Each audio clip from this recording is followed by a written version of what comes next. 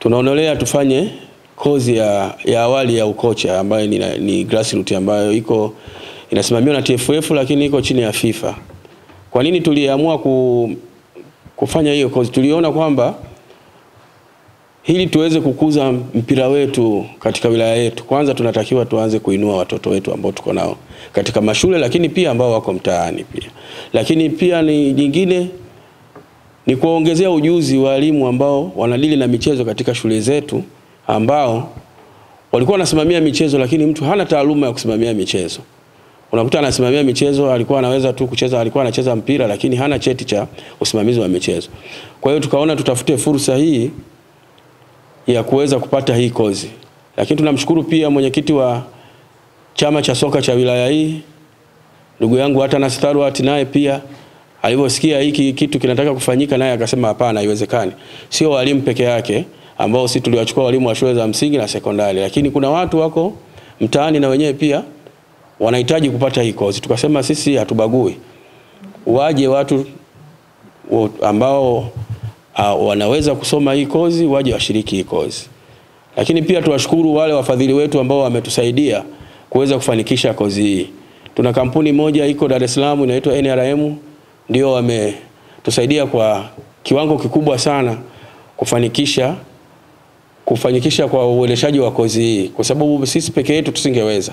Lakini mwisho kabisa naomba nishukuru uongozi wa TFF chini ya Rais Karia, lakini nimshukuru pia mkurugenzi wa ufundi na katibu mkuu wa TFF kwa kuweza kutukubalia sisi. Kwa hiyo mkufunzi, mimi naomba utufikishie salamu kwa viongozi hao wa TFF, waambie sisi tumethamini sana mchango wao, hasa kwa kuruhusu wewe kuja kutoa mafunzo haya hapa kwetu, na sisi kama Karatu tutaendelea kushirikiana nao katika nyanja za michezo.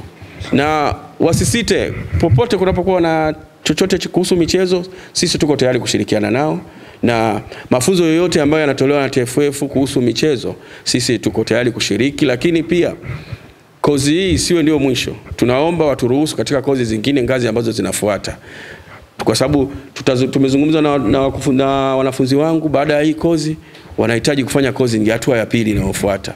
Kwa hiyo tutapoandika barua kuja kwenu kuomba hatua ya pili ya kozi hawa wanafunzi wetu, tunaomba mtupokee, lakini pia mtukubalie ili waweze ujuzi huu uendelee kubaki hapa na hawa waendelee kutufundisha watoto wetu.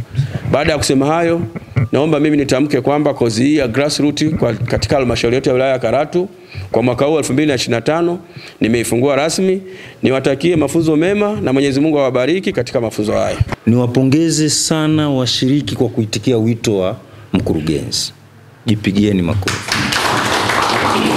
Ni viongozi wachache sana ambao wanakuwa na upendo wa michezo moja kwa moja, ni wachache sana.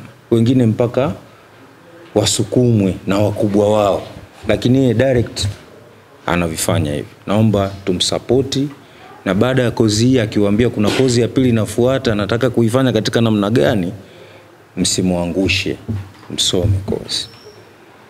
Hakuna kipindi ambacho mtu atakuja kukuambia sasa hivi nenda kasome kitu fulani. Wewe utakaposoma hii grassroots ndio utajua football ikoje. Grassroots ina mvuto, itakuingiza kwenye njia. Kisha ingia kwenye njia utataka kujua tu vitu vingi.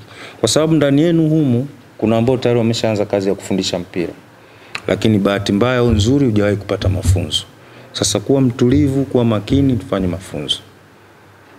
Ndani ya mafunzo ya kozi ya grassroots ni siku 5. Lakini siku 5 hizi zimegawanywa kwa masaa. Tutasoma kipindi cha darasani kama hichi, presentations zitakuwepo, tutafanya assignments za groups darasani na mtakuwa mnawasilisha, lakini tutakwenda uwanjani, tutafanya practical. Kwa majina yangu naitwa Mwalimu Asnat Abraham Dosi. Ni mwenyekiti wa soka la wanawake wilaya ya Karatu. Kwanza kabisa napenda kumshukuru Mwenyezi Mungu kwa kutufikisha siku ya leo. Pia shukrani zangu za dhati zimfikie mwajiri wangu, bosi wangu, mkurugenzi wa halmashauri pamoja na management yake yote kutuletea hii kozi.